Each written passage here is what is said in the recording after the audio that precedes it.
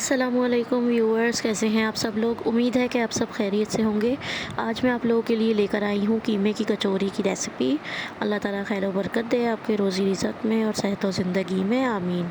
चले शुरू करते हैं। बिस्मिल्लाहिर्रहमानिर्रहीम। सबसे पहले मैंने एक फ़्राई पैन ले लिया, उसमें थोड़ा सा ऑयल शामिल करके 300 ग्राम्स मैंने कीमा इसके अंदर शामिल कर दिया है और इसको इतनी देर कुक होने देना है कि ये वाइट हो जाए इसका, और ये इसके अंदर एक जो पानी होता है वो पानी छोड़ना शुरू कर देता है, तो इसका पानी खुशक हो जाए और इसी में ये कम्प्लीटली कुक हो जाए, क्योंकि कीमा बहुत देर में कुक होता है। इसको हम इतनी देर कुक होने देंगे। ये देखें, ये अपना पानी छोड़ना शुरू हो गया। इसमें मैं 1 टेबल स्पून लहसुन अदरक का पेस्ट शामिल कर दिया है और इसको अच्छी तरह से भून लेना है ताकि इसमें एक स्मेल होती है वो ख़त्म हो जाए, और अच्छी तरह से इसको आपने कुक कर लेना है कि इसका पानी कम्प्लीटली खुशक हो जाए। ये देखें, इसके बाद मैंने इसके अंदर 1 टीस्पून ज़ीरा शामिल कर दिया है और फिर 1 पाव प्याज मैंने चॉप कर ली थी फाइनली, और इसके अंदर मैं शामिल कर रही हूँ और अच्छी तरह से इसको मिक्स कर लेना है और ये ताकि इसके साथ ही कुक हो जाए। इसको हम अलग से फ्राई नहीं कर रहे, इसी में कुक करेंगे ताकि ये कच्ची कच्ची सी इसके अंदर बड़े मज़ेदार सा टेस्ट आता है। फिर ये देखें, अच्छी तरह से आपने इसको मिक्स कर लेना है और अच्छी तरह से कुक कर लेना है इसी के साथ ही, ताकि इसका प्याज का भी पानी होता है वो भी खुशक हो जाए। और कीमा हमारा कम्प्लीटली पहले ही कुक हो चुका है। ये देखें, इसका कलर चेंज हो गया है। ये देखें कितना ज़बरदस्त सा लग रहा है। अब इसके अंदर मैं 1.5 टीस्पून या फिर हस्बे ज़ायक़ा नमक शामिल कर रही हूँ और 1 टीस्पून मैंने इसके अंदर काली मिर्चें पिसी हुई शामिल कर दी हैं और 1 टेबलस्पून रेड चिली फ्लेक्स यानी कि कुटी हुई लाल मिर्चें मैंने इसके अंदर शामिल कर दी हैं और थोड़ा सा मैंने इसके अंदर चिली सॉस शामिल किया है ताकि इसका भी एक मज़ेदार सा टेस्ट आए इसमें। और इसको अच्छी तरह से मिक्स कर लेंगे, अच्छी तरह से भुनने देंगे ताकि तमाम मसाला तमाम कीमे को लग जाए और मज़ेदार सा इसके अंदर एक फ़्लेवर आ जाए। देखिए, इस तरह से करके हमने इसको कुक कर लेना है। 10 से 15 हरी मिर्चें मैंने चॉप कर ली थी फाइनली इसको भी, और इसके अंदर मैंने शामिल कर दी हैं और इसको भी अच्छी तरह से मिक्स कर लेना है, इसको कुक होने देना है। और फिर ये देखें, इसके बाद मैंने इसके अंदर 1 कप के करीब फाइनली चॉप ही बंद गोभी मैंने अच्छी तरह से इसको चॉप कर लिया था, फिर इसके अंदर मैंने शामिल कर दिया है बिल्कुल एंड पे, और इसको भी अच्छी तरह से मिक्स कर लेना है और थोड़ा सा कुक कर लेना है ताकि हल्की हल्की सी ये भी सॉफ्ट हो जाए और इसका भी बड़े मज़ेदार सा टेस्ट होता है, फ्लेवर होता है। ये देखें, इस तरह से इसको अच्छी तरह से मिक्स कर लेंगे। अब इसके अंदर मैं बारीक कटा हुआ हरा धनिया और पुदीना थोड़ा थोड़ा सा मैंने इसके अंदर बिल्कुल एंड में गार्निश किया है और इसको अच्छी तरह से मिक्स कर लेंगे।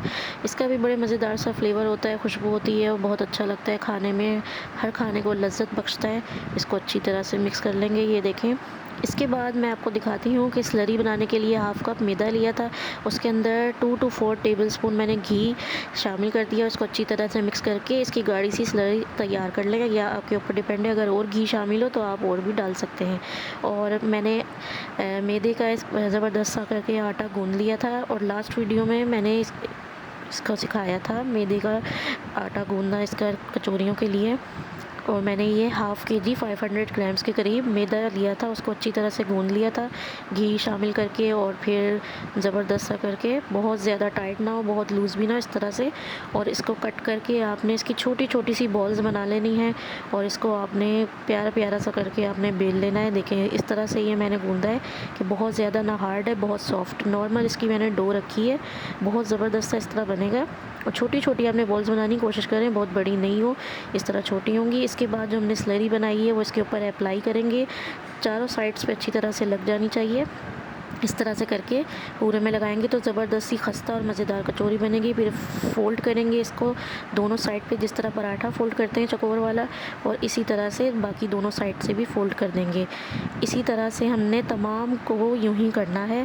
और फिर ये देखें, दूसरा भी आपको और करके दिखा देती हूँ।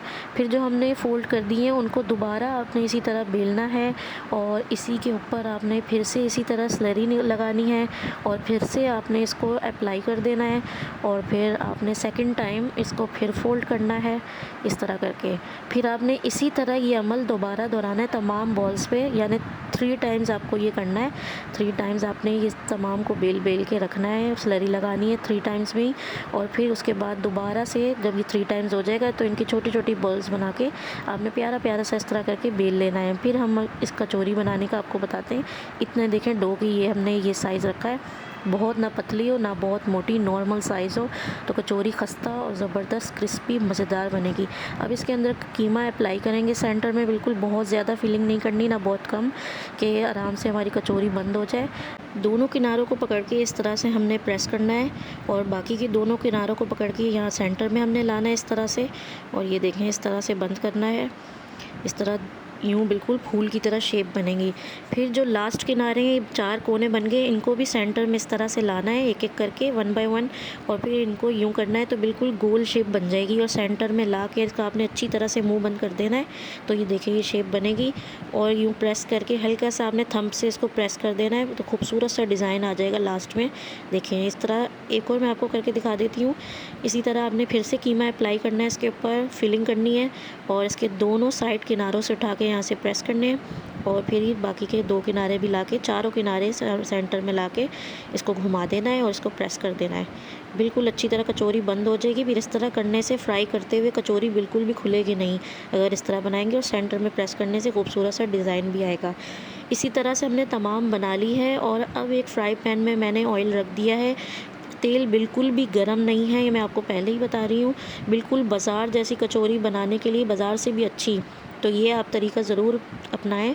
इसके अंदर ये मैं ठंडे तेल में सारी कचौरियाँ शामिल कर रही हूँ। अक्सर लोगों से ये गलती होती है कि वो गर्म तेल में कचौरियाँ शामिल करते हैं तो वो अंदर से कच्ची रह जाती हैं और ऊपर से कुक हो जाती हैं। इस तरह जब आप शामिल करेंगे, ऊपर से क्रिस्पी होंगी, अंदर से बिल्कुल गलेंगी, सॉफ्ट बनेंगी और अच्छी तरह से कुक होंगी, जैसे हम चाहते हैं, बिल्कुल बाज़ार जैसी बनेंगी जब आप इस तरह बनाएंगे।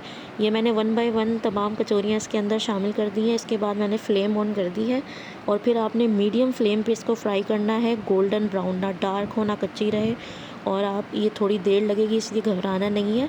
इसी तरह ये फ्राई होती है, लेकिन ज़बरदस्त बनती है। आपको मैं दिखाती हूँ, ये देखें ये गर्म होना शुरू हो गया है तेल, और इसको मीडियम फ्लेम पे आप कुक करते रहें, और इसको गोल्डन ब्राउन आपने फ्राई करते रहना है। ये देखें इस तरह से करके, और ये देखें तेल फुल गर्म हो चुका है, आपको मैं यहाँ दिखा रही हूँ, ये देखें। और अब देखें कि ये इस तरह गोल्डन ब्राउन हो गई है, और फिर हमने इसकी साइड्स पलट दी है, दूसरी साइड से भी हम गोल्डन कर रहे हैं। देखें कितनी क्रिस्पी, आपको अलग ही शक्ल दिख रही होगी, कितनी ज़बरदस्त सी बन के ये तैयार हुई हैं। ये देखें इस तरह से ये हमारी कम्प्लीटली कचौरी फ्राई हो चुकी है, फुल क्रिस्पी और अंदर से फुल सॉफ्ट, ज़बरदस्त सी कचौरी तैयार हो गई है। ये देखें ज़रा इसको, ज़बरदस्त सी। हम बास्केट में निकाल के इसका ऑयल रेड्यूस करेंगे, पेपर पे इसका ऑयल रेड्यूस करें, उसके बाद खूबसूरत से बर्तन में डिश आउट करके आप इसको सर्व करें। ये देखें कितनी मज़ेदार, और रमज़ानों में आप ज़रूर ट्राई करें। घर की चीज़ तो होती ही ज़बरदस्त है, बाहर का तो खैर पता नहीं होता कि कैसे बनी हो, घर में जब आप बनाते हैं तो मज़ेदार बनती है। और फिर ये देखें कितनी गरम गरम, ये देखें मेरे भाई ने उठाई थी तोड़ने के लिए, इतनी गर्म है, उनका हाथ जल गया, उसने वापस रख दी और फिर उसे छुरी से काट के, ये देखें इसकी क्रिस्पनेस चेक करें, कितनी क्रिस्पी और अंदर से बिल्कुल कम्प्लीटली कुक हो चुकी है। ये देखें सॉफ्ट और ज़बरदस्त। इसको केचप, रायता या चटनी के साथ सर्व करें, और इस रेसिपी को ज़रूर ट्राई कीजिएगा। इस वीडियो को ज़रूर लाइक कीजिएगा, बताइएगा ज़रूर आपको ये कैसी लगी, दुआओं में याद रखिएगा। Thanks for watching the video. मिलते हैं आप सबसे इंशाल्लाह नेक्स्ट वीडियो में, जब तक के लिए अल्लाह हाफिज़।